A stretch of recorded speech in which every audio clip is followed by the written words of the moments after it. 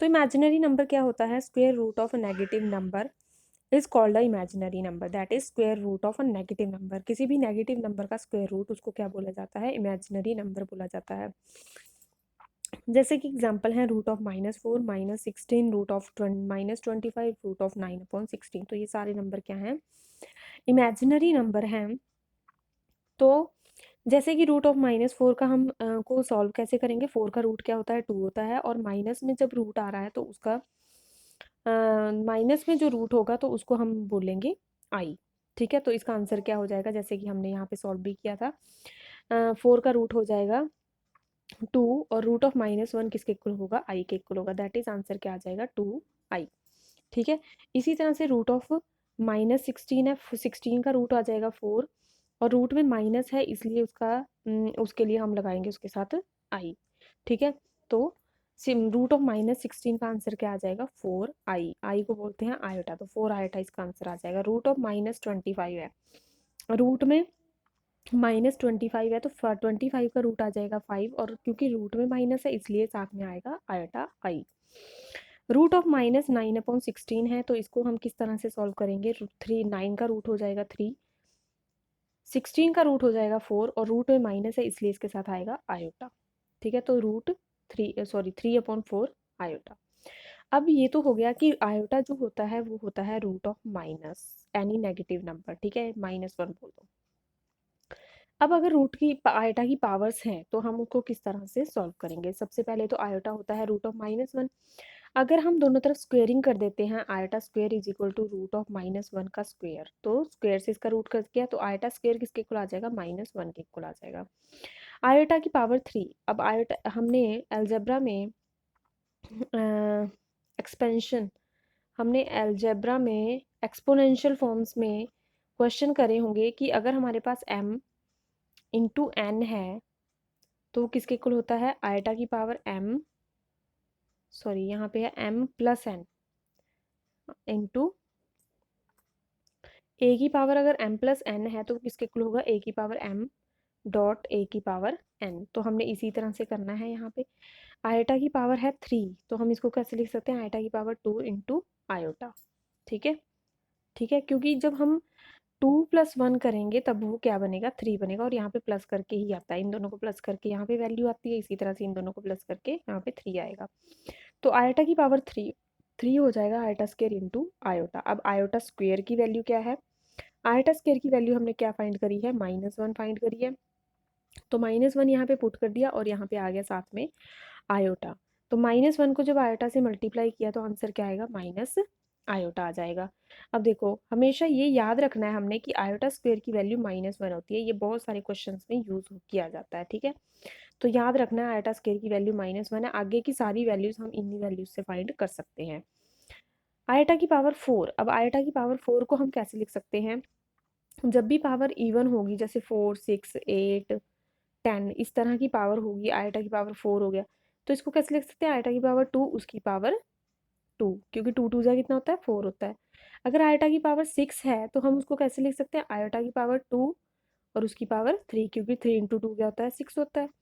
Iota की power 8 है तो इसको कैसे लिख सकते हैं, आयोटा की पावर 2 इंटू 4, क्योंकि वो क्या होता है, 8 होता है। तो जब भी इवन पावर्स होगी तो उनको हम इस तरह से ब्रेक कर सकते हैं।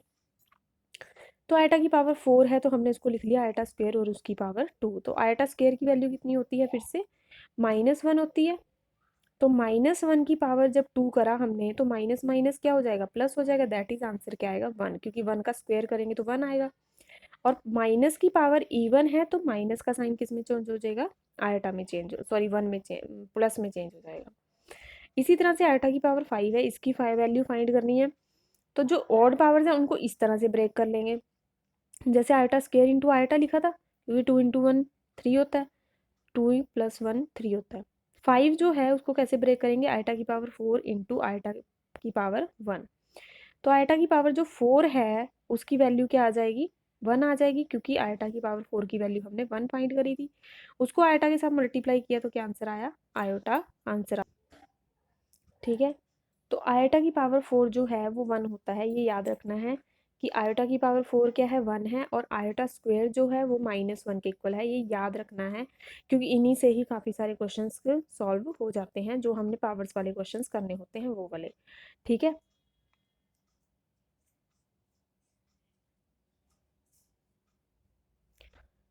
आयोटा की पावर 3 जो है वो किसके इक्वल होता है, माइनस आयोटा के इक्वल होता है। उसके बाद नेक्स्ट है हमारे पास real and imaginary part of complex number. अब कॉम्प्लेक्स नंबर अभी तक हमने जो पढ़ा है वो पढ़ा है हमने इमेजिनरी पार्ट या इमेजिनरी नंबर। ठीक है, अब कॉम्प्लेक्स नंबर पूरा क्या होता है। कॉम्प्लेक्स नंबर जो है उसको हम जेड से डिनोट करते हैं, जिसमें हमारे पास नंबर इस तरह से आता है x प्लस आयोटा वाई। जो x होता है वो होता है इसका रियल पार्ट, और y जो होता है वो होता है इमेजिनरी पार्ट। जिसके साथ आई लगा होगा वो हमेशा इमेजिनरी पार्ट होगा, चाहे वो वैल्यू आगे दी हुई है चाहे वो वैल्यू पीछे दी गई है। ठीक है, और जिसके साथ आई नहीं दिया गया है वो वैल्यू होगी हमारे पास रियल पार्ट, और इसको हम z से डिनोट करते हैं। z का मतलब है कि कॉम्प्लेक्स नंबर है ये। ठीक है, अब जैसे हमारे पास रियल नंबर है, रियल नंबर में क्या होता है, जैसे 3 है, 4 है, या 5 है, या फिर 10 है, या 1000 है, ये हमें पता है कि ये क्या है, सारे रियल नंबर्स हैं। क्या है ये, रियल नंबर, क्योंकि इनके साथ किसी के साथ आई नहीं लिया हुआ। लेकिन अगर हमारे पास आता है 4 आयोटा तो ये कौन सा है, इमेजिनरी नंबर है। ठीक है, इमेजिनरी नंबर है। अगर हमारे पास इस तरह से वैल्यू आ जाती है 2 + 3 आयोटा, तो इसमें रियल नंबर भी है और इमेजिनरी नंबर भी है, तो ये पूरा क्या बन गया, कॉम्प्लेक्स नंबर बन गया। होगा ये भी कॉम्प्लेक्स नंबर, क्यों होगा, क्योंकि अगर इसके पास साथ कोई नंबर नहीं है तो इसके साथ हम 0 नंबर मानेंगे रियल, क्योंकि 0 तो रियल नंबर होता है। ठीक है, तो 0 + 4 आएगा तो ये पूरा भी क्या बन जाएगा, कॉम्प्लेक्स नंबर बन जाएगा। ठीक है, तो ये कॉम्प्लेक्स नंबर होगा, ये भी क्या होगा, एक कॉम्प्लेक्स नंबर होगा, जिसमें रियल पार्ट क्या है, 2 है, और इमेजिनरी पार्ट क्या है, 3 है।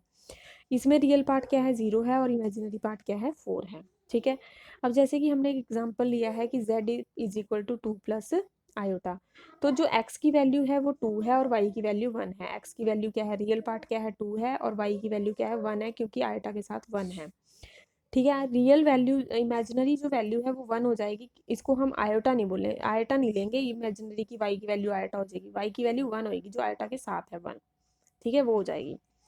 z = नेक्स्ट हम एग्जांपल ले रहे हैं -2/3 + 5/3 आयोटा। अब इसमें x की क्या वैल्यू होगी, -2/3 होगी, और y की वैल्यू क्या आएगी, 5/3 हो जाएगी। ठीक है, हम एक और एग्जांपल लेते हैं कि जैसे z = ओनली 4 दे रखा है, तो हम इसको लिख सकते हैं z = 4 + 0 आयोटा। तो यहाँ पे x की वैल्यू क्या होगी, 4 हो जाएगी, और y की वैल्यू क्या हो जाएगी, 0।